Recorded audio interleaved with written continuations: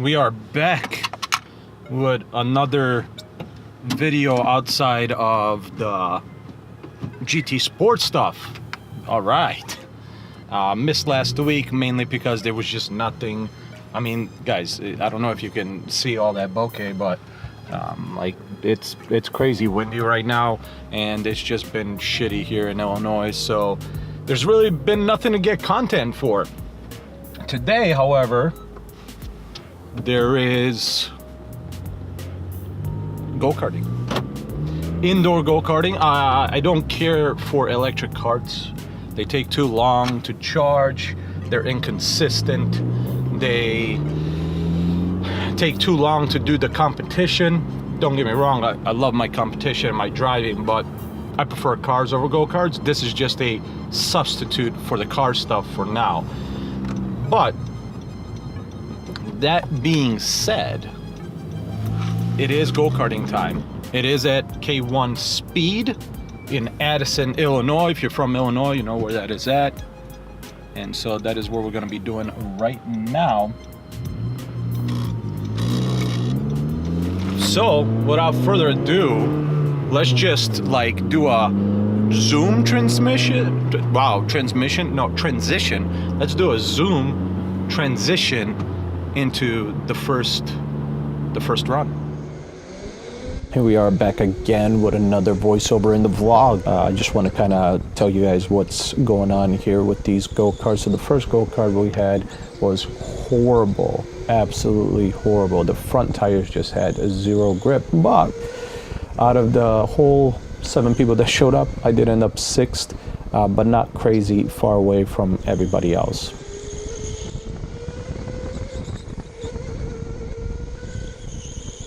Then we got here at Go-Kart 2, and it was slightly better with the front end grip, but still we had some issues where it slides. You can see that here where I hit the wall, just because it's not that I'm going too fast, it's just simply just not enough grip that you would normally have to take that corner.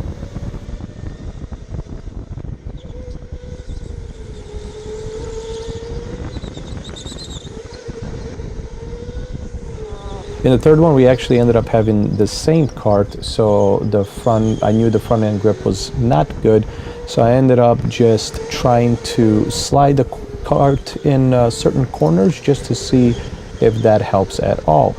Unfortunately, it only helped slightly, only maybe 1/10 of a second, so nothing too crazy, but it was still help. Once again, not crazy far away from some of the other guys. The first guy was pretty quick. He was doing a 19.6 at his fastest lap. I ended up having a 20.1, that's 20 seconds, 20.1 seconds and change by the third lap. Now, this fourth lap, or this fourth run, we ended up having a standing still start off position. So instead of actually doing it by time, we were doing it by position. But a lot of times people do a rolling start. We ended up doing a standing still start. We ended up getting a little bit of a better cart, and we ended up being in 4th position after all said and done. We did start out in 6th, so that was pretty cool. Unfortunately, we could have had a better time and be in a better spot, but we just ran out of time to catch up to some of the guys in the front. But overall, I'm very, very happy with the results. The fact that the fastest guy in front of me was a 19.6, and I finished off the event with a 19.8 or 19.9. I'm very happy that I was only about 3/10 away from him. I'm going to go ahead and leave the rest of this round here for you guys to watch, just to kind of show what it means to have a good cart and a bad cart. You'll see here that we end up catching up to the next spot pretty good. If we had an additional lap or 2, we might have even passed them. Hope you enjoyed the rest.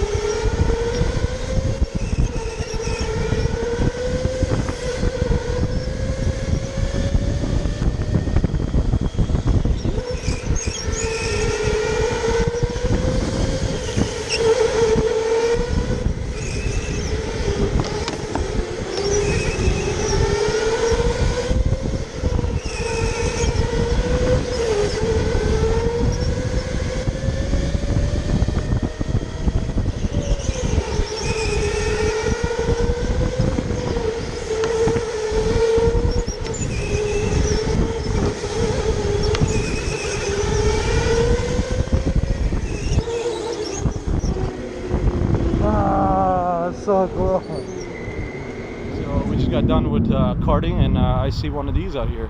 Nice Porsche Turbo. This is what made me love Porsche. This was.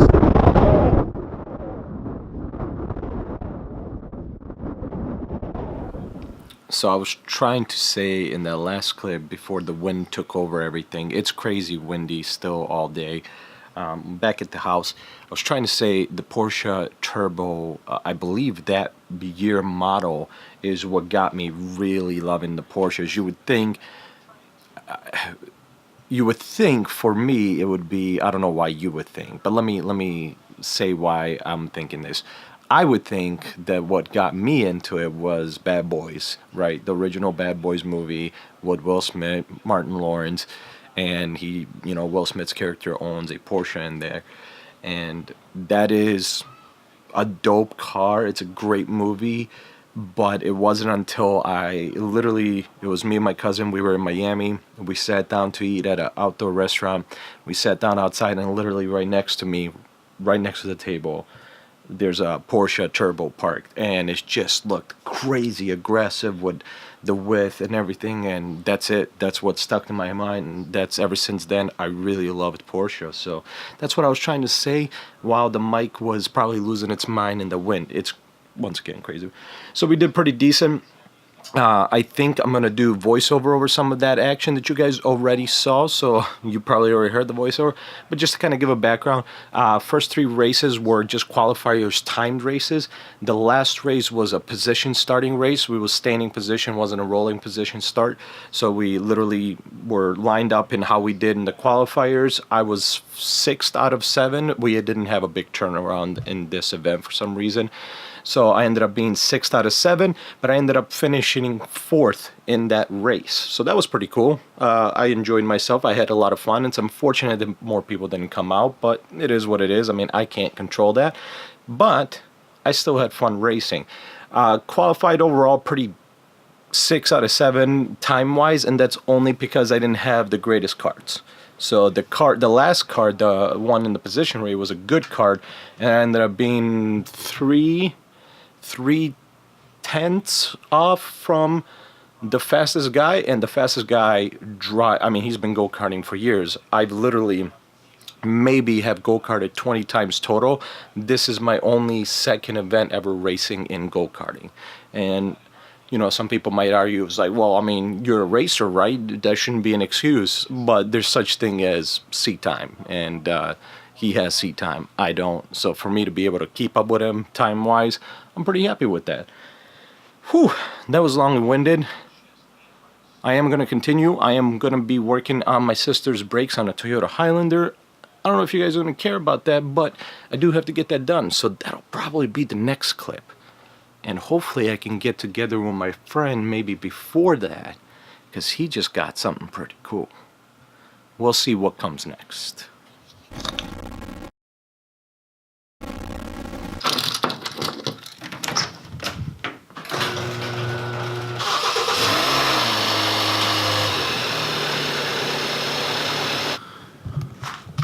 All right. It is finally the day to work on the Highlander here, Toyota Highlander, sister's car. Rear brakes need changing.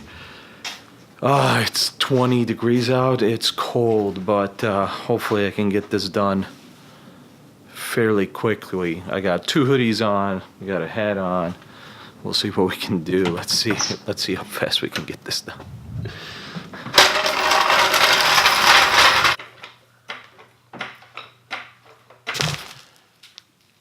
I don't know if you can see that, but it's a 21 for the Toyota Highlander 2015, non-hybrid, 6-cylinder. Let's try out this new Ryobi 3-speed, see how easy, if it works well. Let's see. Yeah!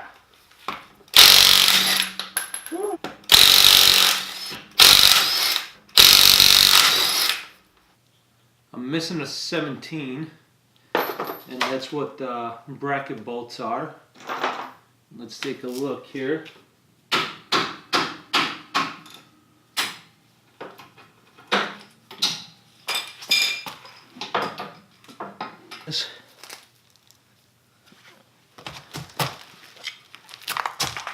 let's get the light. Here's the one that was on the, come on, focus. So that's the one that was closer to the inside of the car, I guess, the underbody. And this one was sitting more on the outside. This one has plenty. This one, I mean, I wouldn't say plenty, but nothing that would cause the brake issue that she was having. But we're gonna swap these out.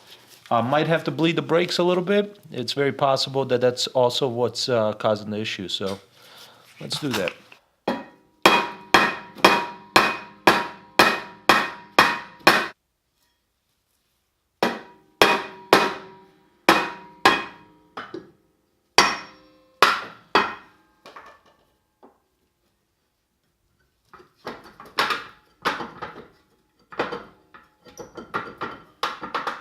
Ooh, there we go.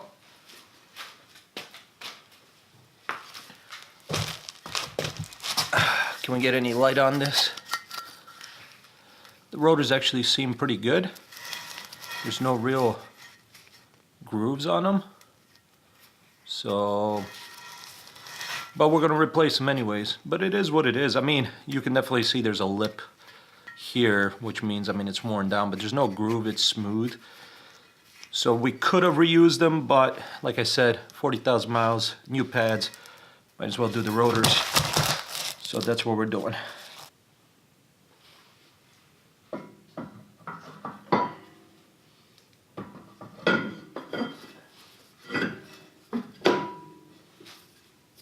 Just in case you guys were wondering, we went with the Bosch Quiet Cast. Number is 500-11501. Just in case you were wondering, 2015 Toyota Highlander. That's what we went for the rotors. And for the pads, we went with Wagner OEX 1391. OEX 1391. Yeah, interesting kind of pad. It's got, so that's the one side of the groove. Oh, looks like they're both that way. So, yeah, interesting. Definitely an interesting set of pads. And of course, you do get new brackets, which you should use, and I have my own grease for the pads and all this stuff. If you're wondering why I'm putting the brackets back on before putting in the pads, it's because, you know, sometimes you make mistakes, and that mistake for me was that I should have taken the calipers off the caliper brackets, so that way I could get the metal shims out easily, because with the brackets on the calipers, or the calipers on the metal brackets, you can't easily get that done. So, but it's fine, it wasn't too hard. 14mm bolts should be pretty easy to.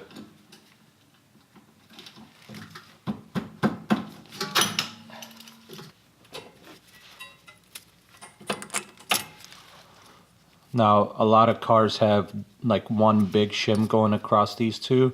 These are clearly individual on each side. So you take off all four, and then you're gonna put on the new ones. If you're curious for the torque specs on these brackets, it's, from what I could find, it's 70 foot-pounds for the back brackets for the 17mm bolts, and it's 77 for the front ones. So just in case you were curious, is it curious or curious? Now, I know there's people out there that will argue the fact that there's really no reason to torque spec those, but I don't know. You know, if the manufacturer says it for something like that, maybe you should. Some grease on the pad, and then put on the caliper. Also as well, the caliper bolts are 22, so very similar to the Honda. Alright, I'm not gonna lie, I already did the other side, but I came back on this side because on the other side I wanted to re-grease these pins, the sliders. The problem is the other side, they weren't horrible, but I re-greased them. I re-greased this one, but this one is 100% stuck. So we'll see if I can even get that off. Here's hoping though, here's hoping. So once you get that off, you just slide it off. So I can show you guys here real quick. You just pull all the way until the boot's gonna kind of pop off. There we go. So that just pops off. You grease it up, and then, or you clean it and then grease it up, and then if you pop it back in, the boot will just go over the bolt. As you can see, all good. Now to see if we can get this sorted. There it is. Back at the house, back in the house. Listen, done with the car, the Highlander. Couldn't get that slider pin out, so I told her that she's gonna need a new caliper bracket to get that replaced. I mean, I'm sure I could take it off the car and try to rip that thing out, but we're just gonna get a new caliper bracket anyways.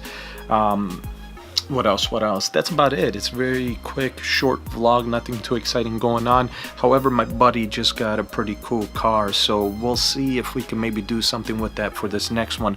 However, there's no guarantees, because if I was him, I wouldn't want to drive that on these streets, because right now and even next week it's gonna be horrible outside, at least cold wise. I have no idea for snow or anything like that, so can't promise anything will happen with that, but hopefully it does.